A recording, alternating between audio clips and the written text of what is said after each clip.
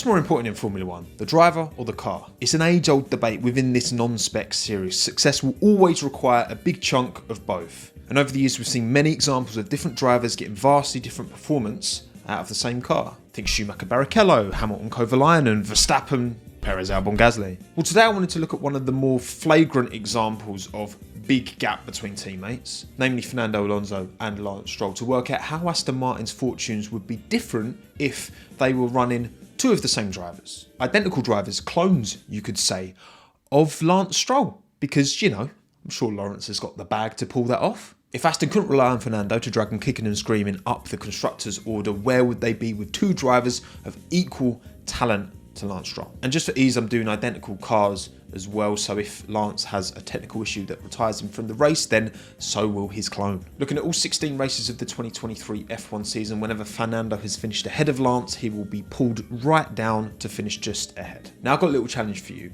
In real life, right now, Aston Martin are 137 points ahead of Alpine. I want you to guess in the comments down below, after you've liked the video, of course, how big that gap to Alpine would be if they were running two Strolls. And don't worry, at the end of the video, we will be looking at the Constructors and Drivers Championship if, instead of cloning Lance, Lawrence decided to clone his Spanish son and they had two Alonsos. All will be revealed.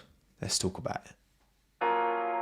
The season opening in Bahrain was actually super impressive from Lance. Obviously, he had the hand injury after he came off his bike. You can see it was visibly impacting the way he was driving, yet he still managed to bring home a P6 season opener. Pretty good. But Fernando did even better. He got a P3, however, for the sake of this, there's only two Lance Strolls, so P5 it is. Promoting Carlos Sainz to P3 and Lewis Hamilton to P4. Remember, when you move a driver around, it also affects everyone else's points. Still pretty good start to the year, joint P2 with Mercedes, 18 points on the Constructors table. This is about as good as it gets. Saudi Arabia was another impressive showing from Lance, to be honest. P6 in qualifying, a couple of tenths back from Fernando, not too bad at all. And start of the race, lap one, quality move around the outside of Carlos Sainz. It was going well, and to be honest, through no fault of his own, the car had to be retired, lap 18, losing loads of power, and unfortunately, because that happened to Lance, that has to happen to Fernando as well, so no P3 podium for you, Fernando. Stroll 2 is also DNFing. With no points on the board, Ferrari jumped them in the Constructors, but it's still early days, you know, let's not give up hope just yet.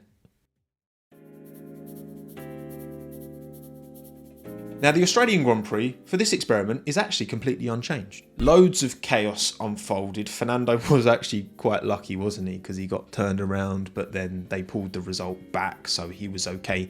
He got P3 in real life, and Lance got P4. So the clone still gets P3. 27 points secured for Stroll 1 and Stroll 2. And this result will bump them back up to P3 in the Constructors. That would be a very happy Lawrence Stroll.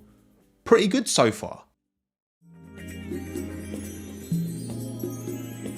First sprint weekend of the season in Baku. Lance put it P9 in both the sprint and the normal qualifying sessions. A P8 for him in the sprint means his clone gets P7, and a P7 for Stroll in the race pulls his clone down from P4 to P6. 17 points overall for both cars on the sprint weekend pulls them down to 4th in the Constructors. Okay, first big stinker from real life Lance's side of the garage, round 5 Miami. 18th in qualifying, only able to recover to P12 in the race, which means his clone gets P11, which means nil points for Aston Martin. Extra tough because Fernando in real life actually finished P3. So instead of coming away with 15 points, they come away with nothing. Ferrari bolstered their advantage in the Constructors, and as you can imagine, they don't look back from here because, to be honest, Aston Martin don't go on to score many more points from here on out.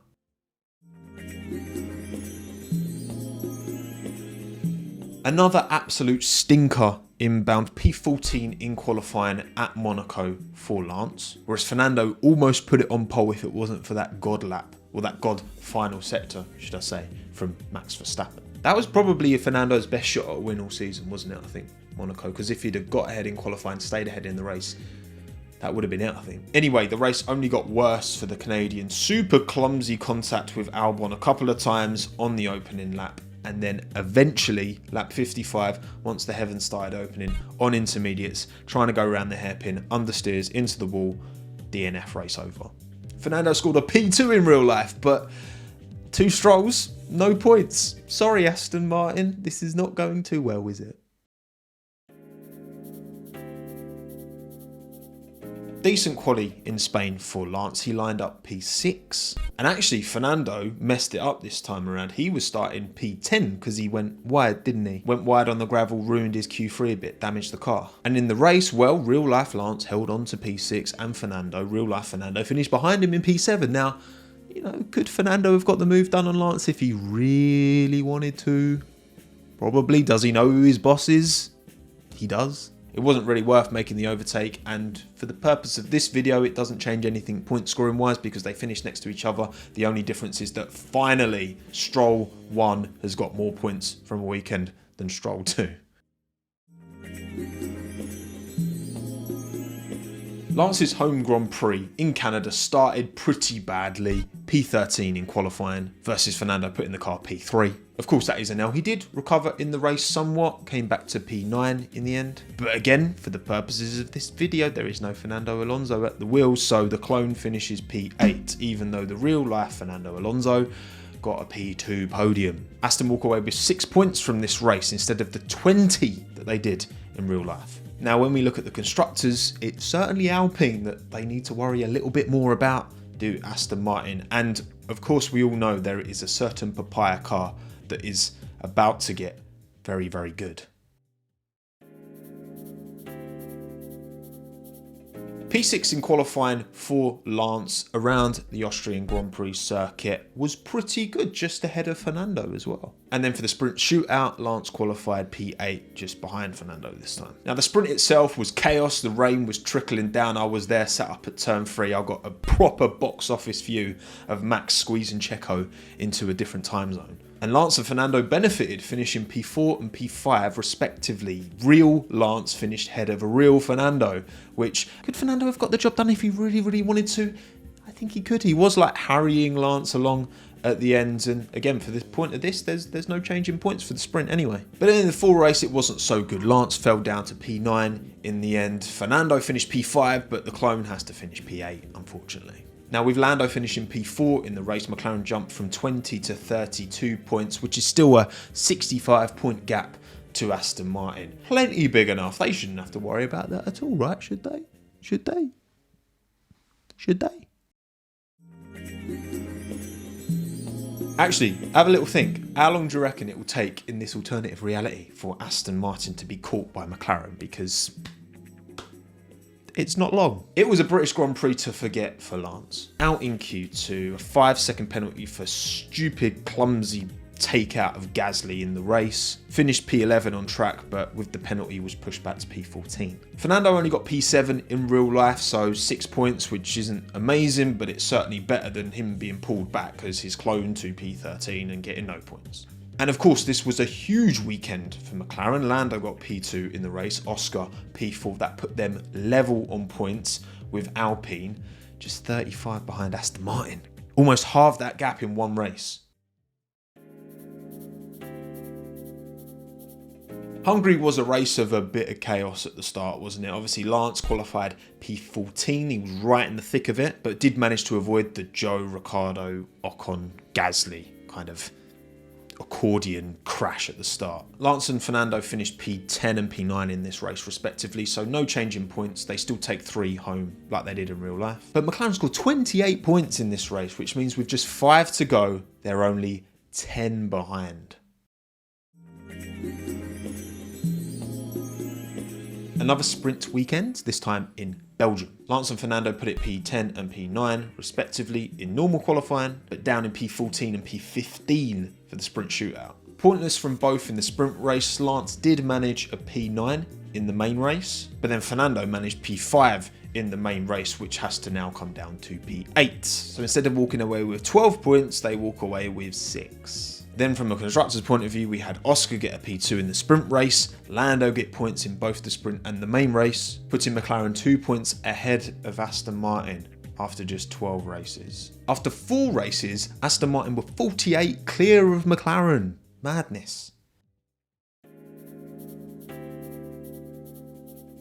The Dutch Grand Prix saw Lance qualify P11 in the race, and that's exactly where he finished. Fernando, on the other hand, managed P2 in the race and fastest lap, but sorry, clone, no 19 points for you, Fernando. We're dragging the clone back all the way down to P10, 1 point, but they're in the top 10, so they do get to hold on to fastest lap.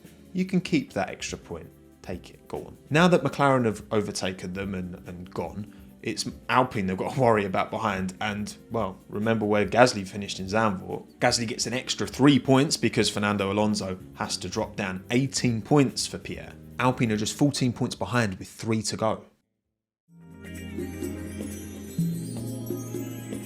Lance qualified stone dead last in Monza, having missed out on FP1 because of Felipe Drugovich and FP2 because of a car problem. Certainly didn't help, but then to finish, qualify 8 tenths off of your teammate around a track he knows very well is still not good from Lance. In the race he was only able to recover to P16 as well, so the clone gets no points as well.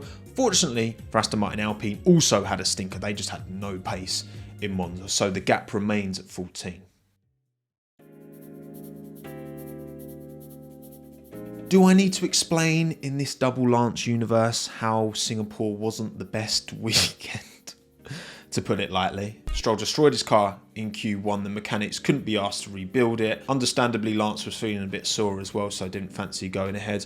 It would have been nice to see them rebuild the car and then maybe stick Felipe Drugovich in for the race. That would have been really interesting to see, but I mean, it was one hell of a shunt, so there was no guarantee they'd be able to get the car ready anyway, so fair enough. And you've got the Japanese Grand Prix to go to like straight away from Singapore, so I do understand why they didn't rebuild the car in the end. So no points for Aston Martin. Ocon was running really well in the points, and then he had a gearbox issue which ended his race, but fortunately Pierre was there just behind to pick up the pieces, come away with 8 points from that race, closing the gap from 14 down to 6.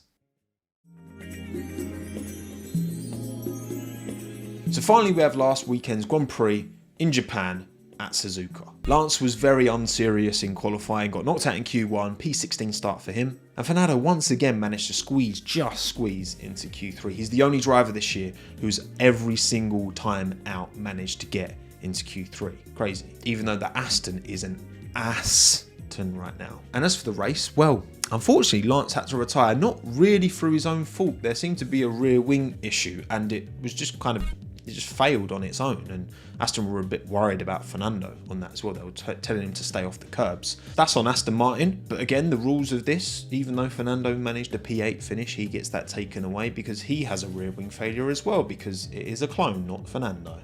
But this is where the constructors is very, very, very interesting. So, with Fernando dropping from P8 to out of the points as a clone, well, it was the two Alpines who finished right behind him. Ocon P9, which Gasly wasn't happy about, and Gasly P10. With them moving up to P8 and P9, that gets them 6 points, which means Alpine and Aston Martin, after 16 races with 2 Lance Strolls at the wheel, would be on the exact same number of points. What the f***?